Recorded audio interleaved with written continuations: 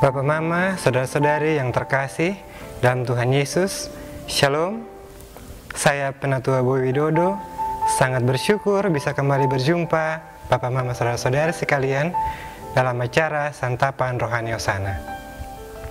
Saat ini kita akan membaca dan merenungkan firman kebenaran Tuhan yang terambil dari kitab Injil menurut Matius pasal 4 ayat 1 sampai dengan 4. Namun sebelumnya, mari kita mohon tuntunan Tuhan dalam doa.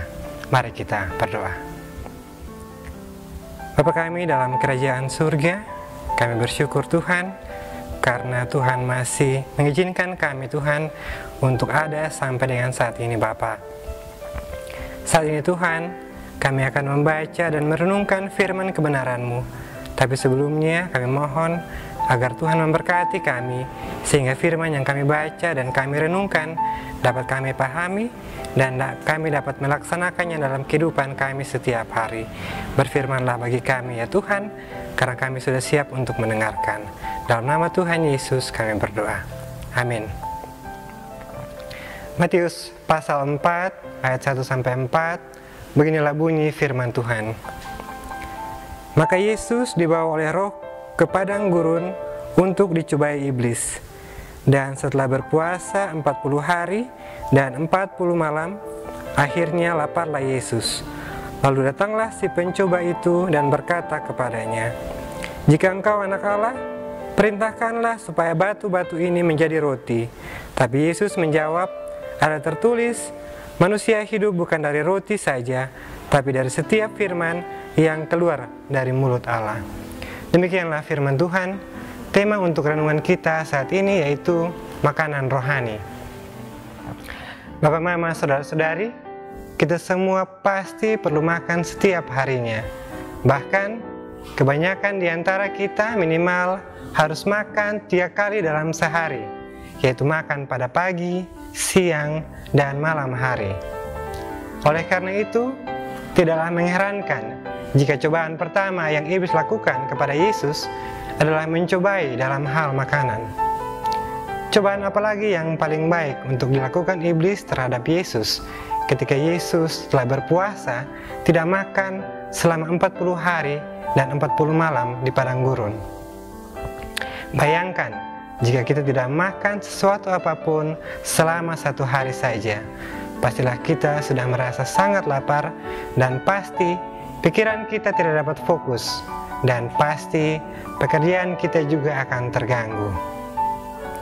Bayangkan jika kita berada dalam posisi Tuhan Yesus, di mana kondisi kita sangat lapar dan mungkin saja kita sudah tidak dapat berpikir dengan jernih. Saya rasa pada kondisi seperti itu, iblis datang kepada Yesus pada saat yang tepat.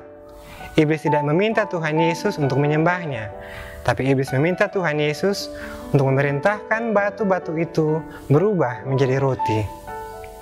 Itulah cobaan pertama yang dilakukan iblis kepada Yesus.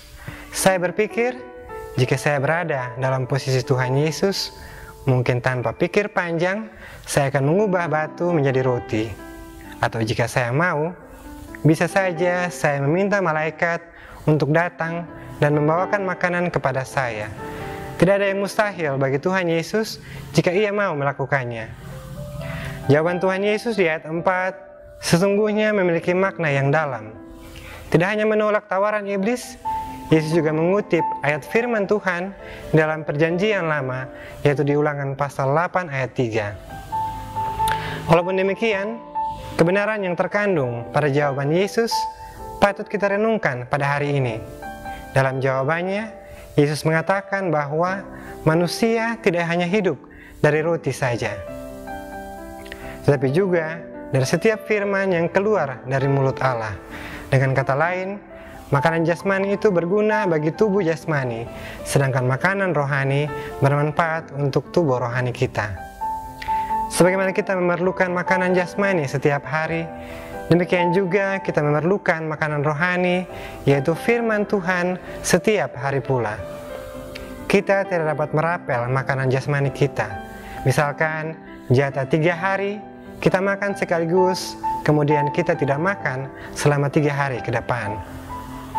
Sama seperti itu, kita pun butuh firman Tuhan setiap hari, sama dengan makanan jasmani yang kita makan setiap harinya.